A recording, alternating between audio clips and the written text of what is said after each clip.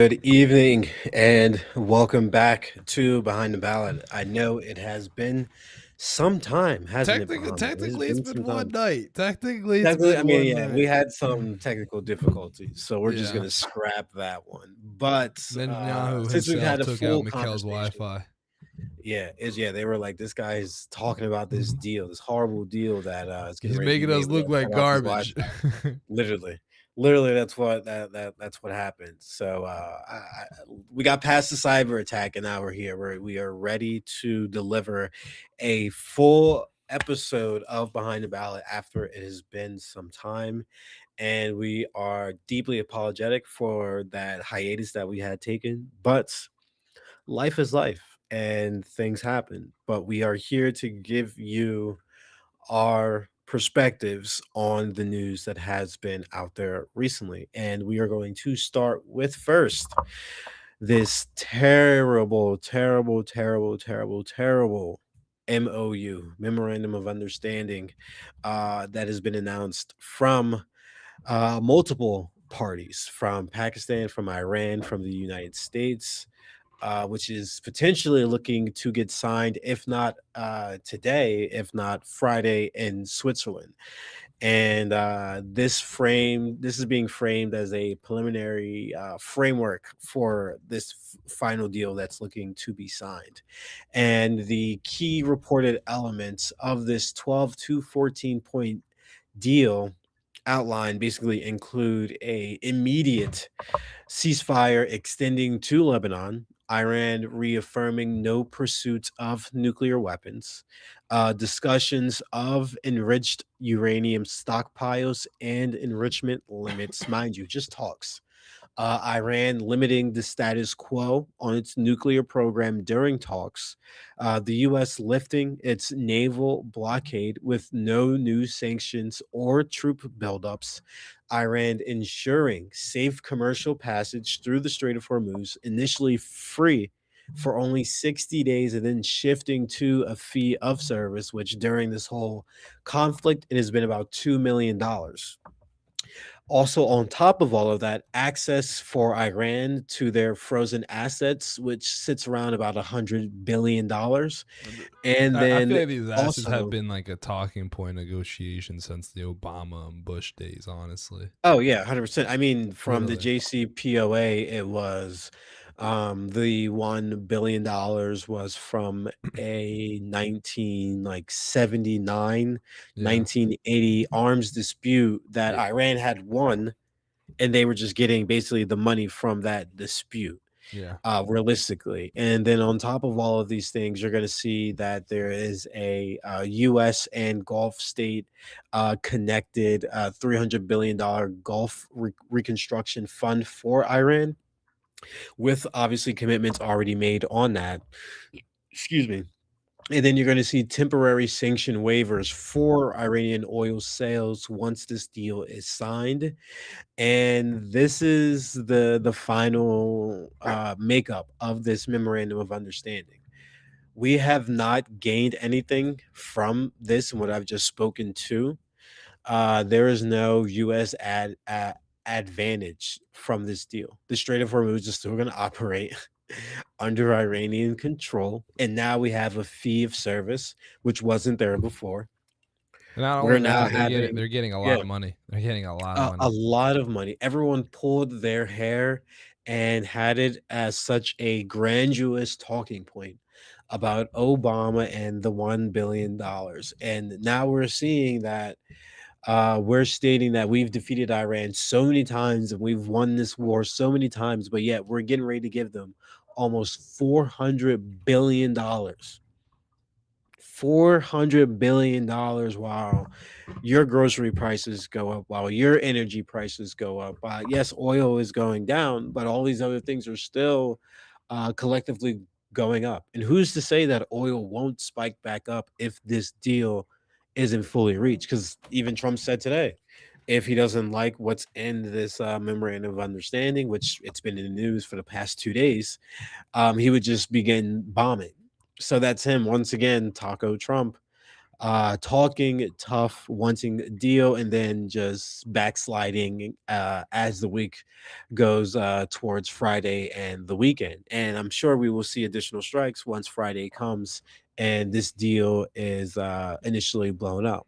I mean, Israel was not, yeah. I was gonna say, I'm glad you're. We're gonna get more into the detail about that. Yeah, about Yeah, Israel's influence. But before we do, I want to touch on the fact that a lot of this is dependent on Israel also accepting the terms. And as Mikhail's about to talk about, we'll get into the details about that they've been basically denying any understanding or agreement with these peace deals. And that's been a big thorn in the whole peace talk negotiation process. Has been, United States is working to come to the table with Iran saying, hey, we need to let's end this, we want to end this, let's make a deal. United States gets a deal with Iran, and then Israel goes ahead and acts on its own accord saying we weren't aware that there was a deal in place that was preventing this from occurring. And it's a lot of it's clearly just Israel being hungry for war and for expanding 100%. its territory. And the defense minister Israel Katz stated Israel will not withdraw from lands in Lebanon, Yep. Syria, or Gaza. Actually, and a Hmm. big part of the deal, matter of fact, a part of the deal that has allowed it to break down in the past, has been the idea that that Israel has been not willing to back out of Lebanon. And Yeah. they've in the initial peace agreement that there was that the ceasefire lasted less than a day. They denied that them being taken out of Lebanon was even in part of the deal, and then Pakistan, the mediator, said no, it was part of the deal. You're just lying. And Yep. so we've seen them really give a lot of pushback, and I really think that Trump is desperate to get this done. I mean, I think that dude, seeing the gas prices skyrocketing, seeing the picture of we've got everything getting more expensive for the common man, and now you've got this guy who just wants to go to war with a separate country who wasn't even attacking us, and it just really is not a good looking dynamic, especially with midterms coming around. Trump was hoping, from my Yeah. own understanding, Trump was hoping that he would essentially come out of this as like a wartime victorious president, like comes in, beats a Not the long old case. American enemy. He beats Iran in a war, then leaves. And the issue was really not much of a victory condition in play of what we were expecting or were looking for what we were going to say was a victory. And on further Hmm. than that, hitting Iran has cost us more than anything. So I think that's why Trump's so desperate to come out with this like big deal, is that he kind of needs it. He really No, does he kind. 100% needs it. Yeah. I mean, even just think about it. Operation Midnight Hammer was supposed to take out their nuclear capabilities, and then we're like, all right, we're gonna go after their ballistic missile capabilities. I just read you down what's in that MOU, and there is nothing about their ballistic missile program at Yeah. all. Yeah. So what was the goal? And then you even have JD Vance talking about, that's how you know it's bad, when you're seeing JD Vance in the light and not even They're Marco pulling him Rubio out of the talking about woodwork. these things. That's Yeah. how you seriously know stuff's not going good. JD Vance is literally stating that, we comparative to Obama, we actually, well, no, I'm sorry, this was Hegseth actually. He was basically stating Even that worse, honestly. Hextech's even worse to pull oh, out than Vance. 100% even Yeah. worse. He's basically stating that, yes, kind of like everything is where it is as it's stated within the MOU, and basically where we are now is, if not worse than where we were previously. But he's like, now we're coming from a position of strength. And I truly think that is the most idiotic answer you could ever give.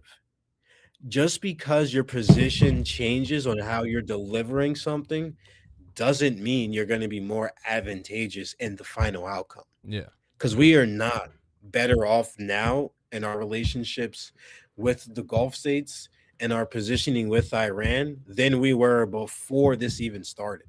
Yeah. Munitions have been depleted. 13 Americans have died. 200 plus school children were bombed and killed, all because of what? What are we getting out of this? Yeah. And that's what Americans and voters truly need to ask themselves. What have you gotten out of this? And it's absolutely nothing. Strait of Hormuz will still be controlled by Iran, and oil will flow, yes, for 60 days with no fees. Yeah, we'll see what 60 days can get to us. But it's like there's no economic benefit that has been as that has supported the average American. You even had the new Fed chief state that a lot of the rises and inflation prices are all literally driven by this Iran war. Yeah. So it's like I mean, gas really is a very important part of the American makeup. It's so that goes up. it really Gas is price, grocery prices, everything goes up after gas. everything. And I mean, I'm trying not to curse, but it's like, I mean, it's I just try to seriously wrap my head around it. Like, and Epstein was right. In that email, he said that if Donald Trump was ever cornered like a rat, he will start a war with Iran. And here we are. Was that actually an email?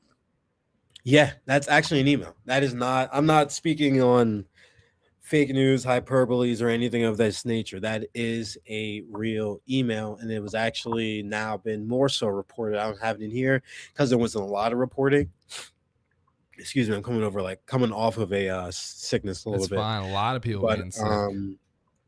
it was stated that Jeffrey Epstein seriously wanted to take down Donald Trump, was actively wanting to take down Donald Trump, and there was a apparently an intelligence official that was stating that Donald Trump definitely had a hand within the disposal of Jeffrey Epstein. I'm not saying that is factual news. I am only stating what other people are Reporting. stating on X. So I'm not, like this is not official news. I'm just stating what I'm reading, Yeah.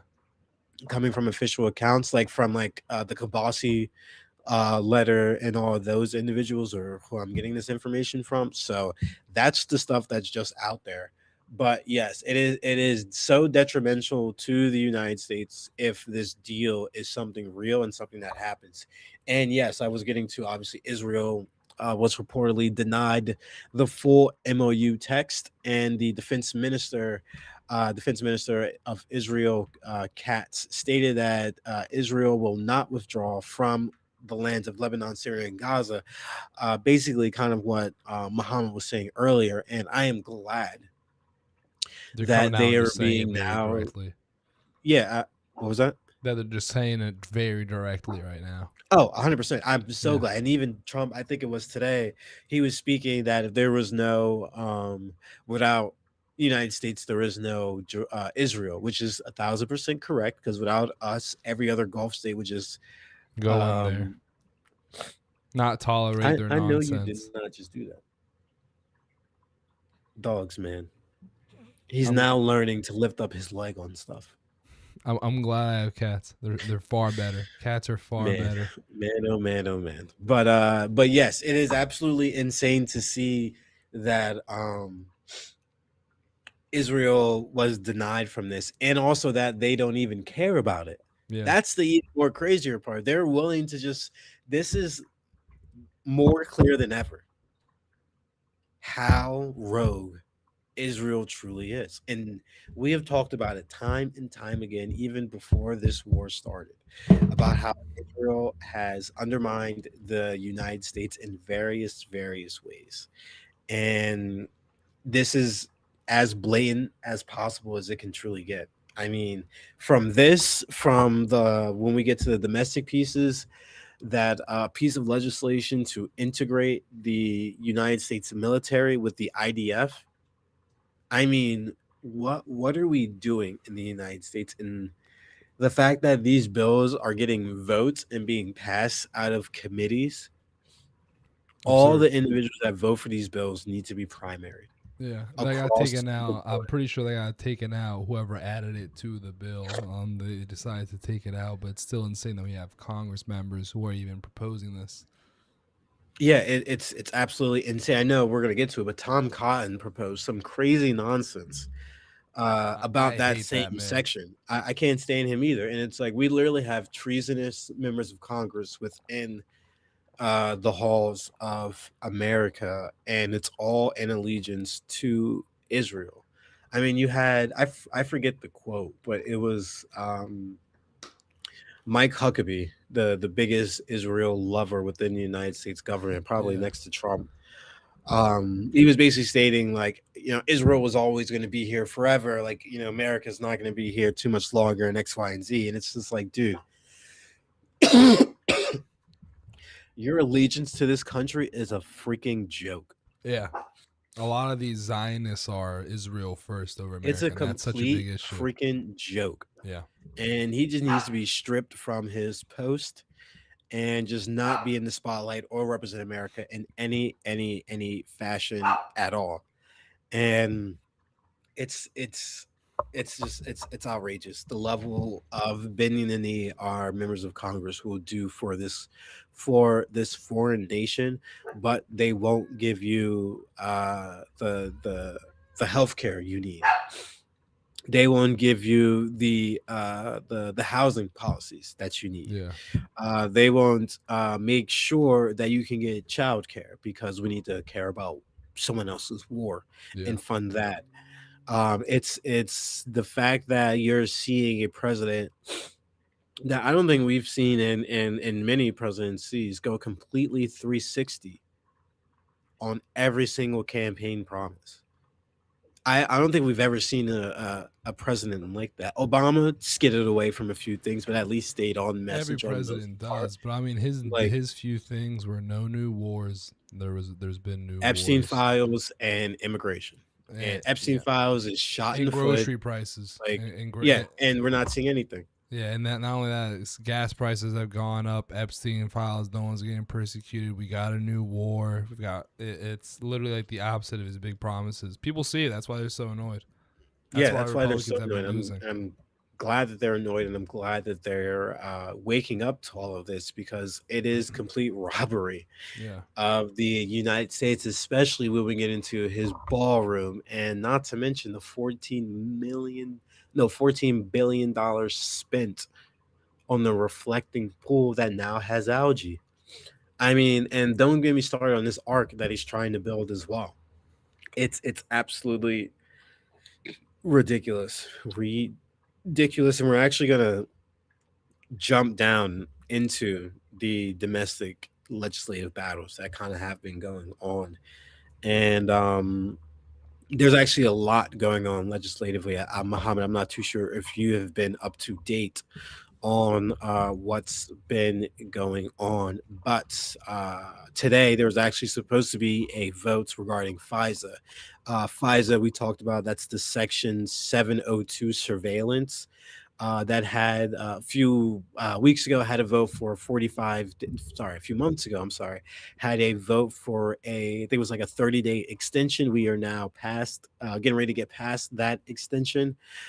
Today, they were supposed to have a vote on it, but that vote did not take place simply because Trump pulled away the new nominee, I'm sorry, for the director of national intelligence. So we are going to see a lapse in that Section 702 FISA bill. And that basically is the bill that allows for the government to have domestic surveillance of various entities and individuals as well. So it'll be eye opening to see once Congress is back in session what really comes from it, because Trump was trying to get the Save Act put into FISA, which John Thune had shot down. Which, thankful for him and having a good common sense to know that he would not have the votes for the Save Act. And it's ridiculous that the Save Act is still being pushed, even though yeah, it would be very much detrimental to women across the board who haven't changed their last name from getting married, and also a lot of individuals who don't have the capacity and or funds to be able to get an actual ID, birth certificate, passport, all of those other things, because the threshold for identity is very high within that bill that a lot of people don't actually know. And even Republicans have come out against it. So I think this push of him trying to get this Save Act shoved down the Republicans' throats is not going to happen at all. And Mohammed, do you have anything on that bill before I move on to the housing affordability bill? I'm surprised that Trump's still fighting for the save act, and some other Republicans are as much as they are. I mean, I He think has that to. I mean, yeah, he has to. I mean, he's really trying to going into the midterms to make a point like, hey, I'm doing what I said I would do, and I'm doing successfully. That I stopped the Iran war and more. But I don't think it'll be. I don't think it'll pass. But I can be wrong, so we'll see what happens. That's really all I have to add. No, yeah, we definitely will see what happens, and hopefully the FISA Act does get passed, but in good measure. Because we obviously would never want full on surveillance of regular civilians through our government. Thanks, thank you, and shout out Snowden for removing that band aid, letting everyone know that the government does do that. But yes, we're going to be moving to housing affordability. So Senate Leader John Thune reports they're very, very close. The Senate is eyeing a procedural vote and floor action on an updated 21st Century Road to Housing Act. It largely adopts House language, including limits on large institutional investors buying single family homes, while restoring Senate priorities like build now incentives, rental assistance expansions, and more. Bipartisanship elements focus on supply, but red lines also remain. The White House supports the Senate version of this bill. And I think this is a very good piece of legislation. I think would be the only good piece of legislation that we're seeing from this administration. And I wonder if this is going to be the piece where a lot of his political capital is spent in getting a good piece of legislation passed. Because we know with Biden, it was the infrastructure bill. We know with Obama, it was Build Back Better. We know with Trump, it was the tax cut. So everyone has their one big thing. I know Trump did have the one big beautiful bill, and any other reconciliations have been very hard for Republicans to try to get through. But I wonder if this will be his hallmark, or if I'm going to get into next the 70 billion for the Secure America Act for immigration enforcement may be where he could have spent that political capital. But Mohammed, what do you think?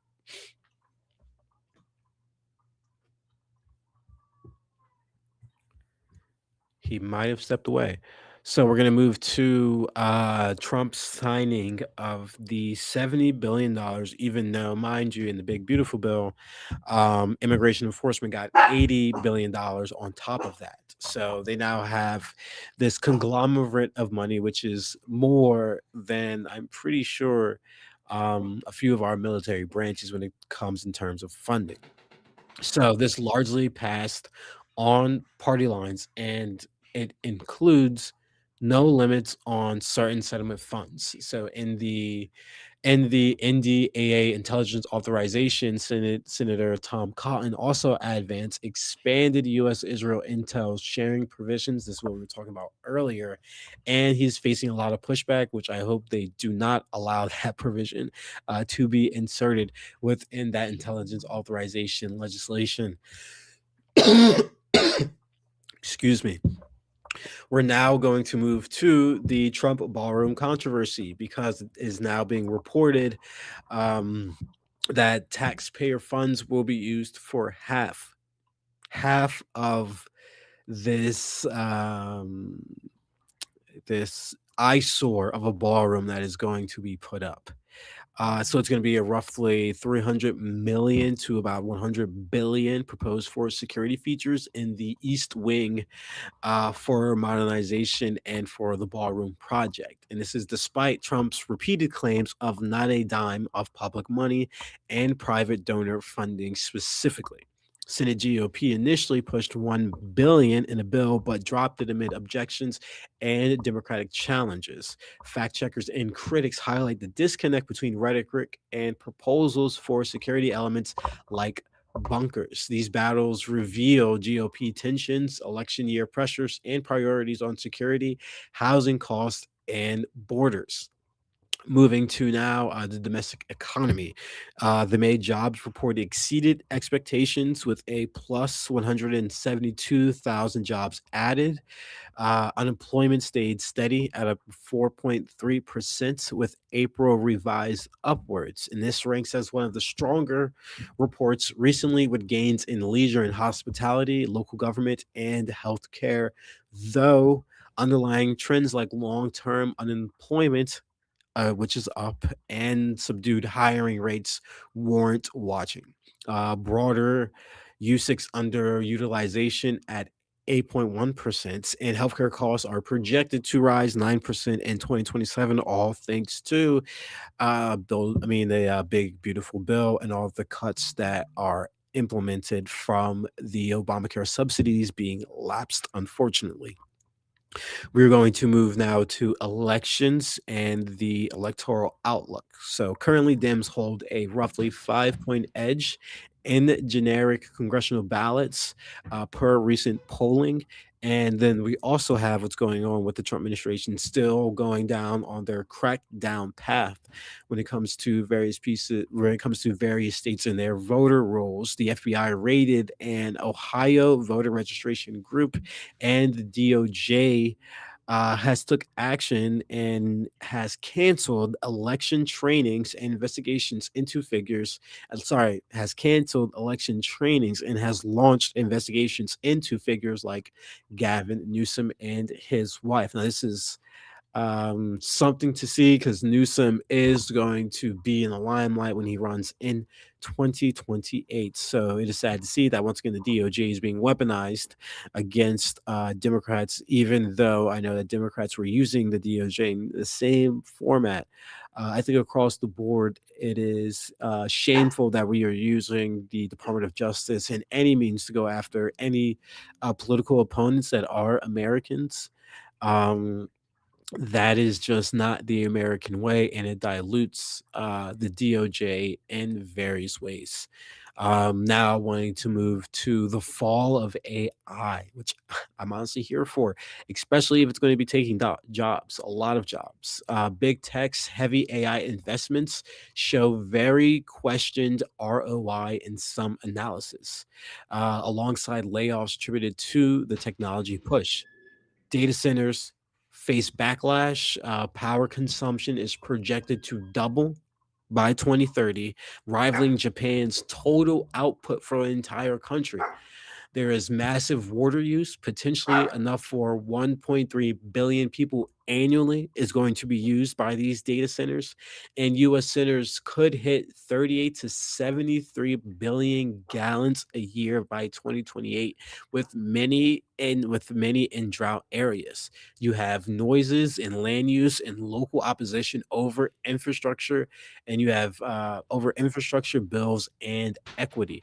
And it's insane how all of these data centers are getting propped up left and right so quickly, and I really hope that communities can bind together to be able to stop these centers from being built and disrupting their environment and their peace. I've heard reports where they're stating that farmers that have these data centers near their farms are seeing that there's being no new cattle born, that there is only still births from cattle just due from the constant sound and irritation that these data centers are bringing towards the cattle.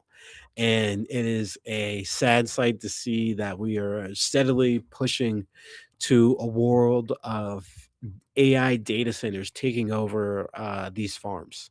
And especially when we have this screwworm virus ravaging Texas, and we have the highest level of farm bankruptcies across the country.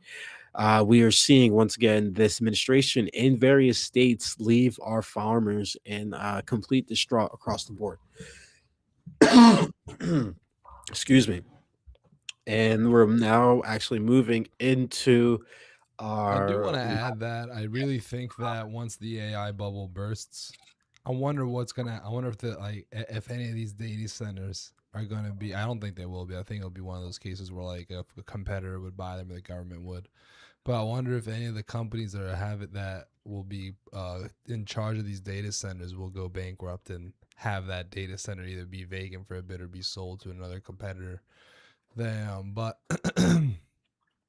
I do think that I hope people continue to be anti AI. I Honestly, really hope so. yeah, You have to be. I mean,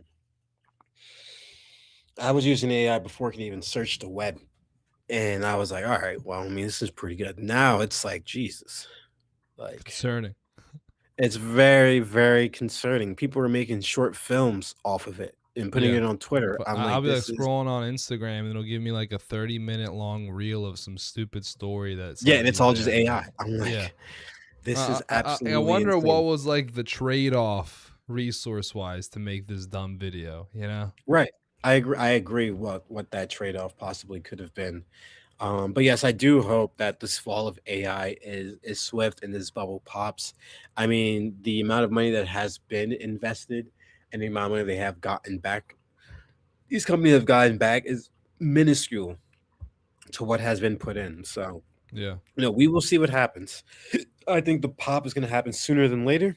I'm hoping But for it. when it I am happens, it's hoping not for it's it. not going to be good for anybody. It is not going to be good for I anybody think when it'll it be a happens. lot more like the .com bubble than the recession, because the recession was based off the housing market and but Yeah, I whereas can see the that. whereas the .com bubble was based off the tech market, and I Yeah, think at the same time when the .com bubble burst, we saw a lot of damage to the market, but people weren't suffering damage nearly as much as they were with the recession when people were losing houses because banks were foreclosing and more and more.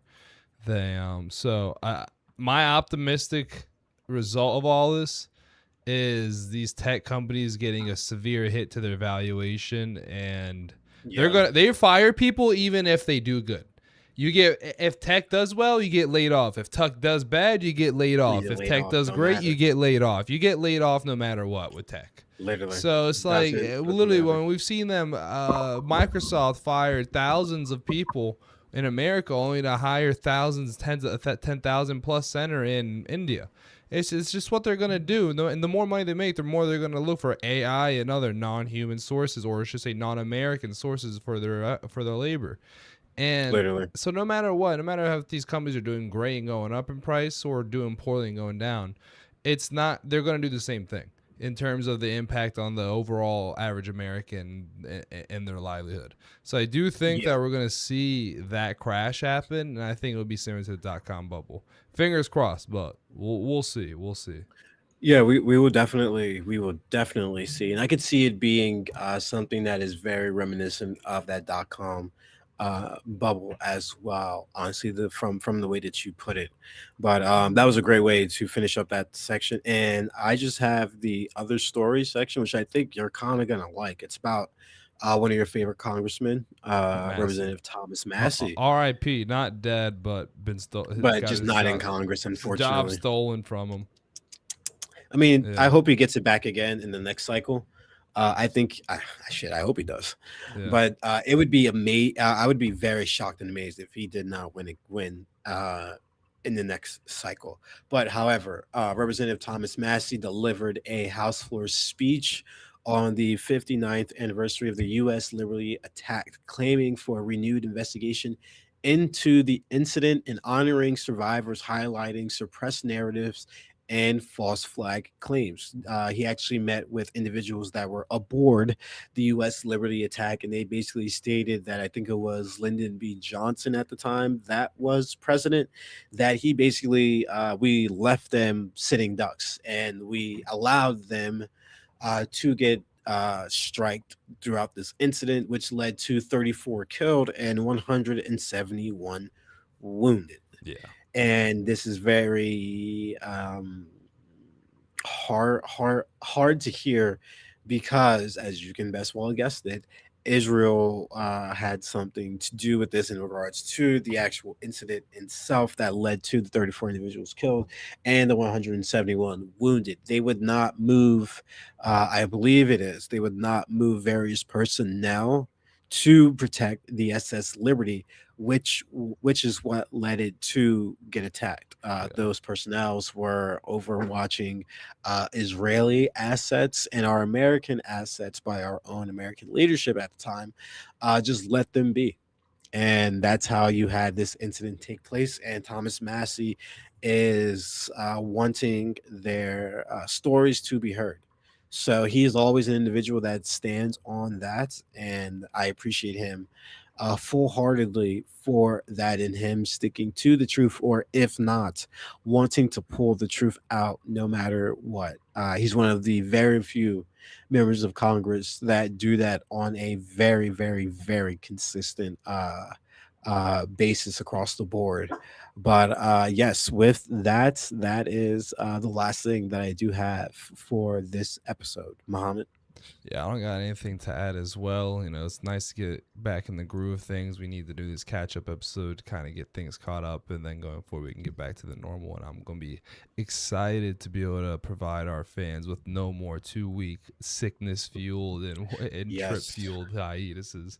And if we do have something pop up like that again, we'll make sure to update our socials. You know, update the page on YouTube and Twitch to relay that. yes. That the schedule for streaming will be changed for that week. But, you know, thank you all for listening. Don't got too much to add aside from that. What about you, Mikhail? No, not too much to add. Just signing off as always. Once again, thank you to listening to Behind the Ballot, where politics meets real life. Stay curious, stay engaged, and keep looking beyond the headlines and behind the ballot. Thank you. And thank you all as well for listening. God bless you all. God bless America. And God bless Boston tomorrow against the Swiss. Damn, I hope you all support us and go USA as well. I want to see those two US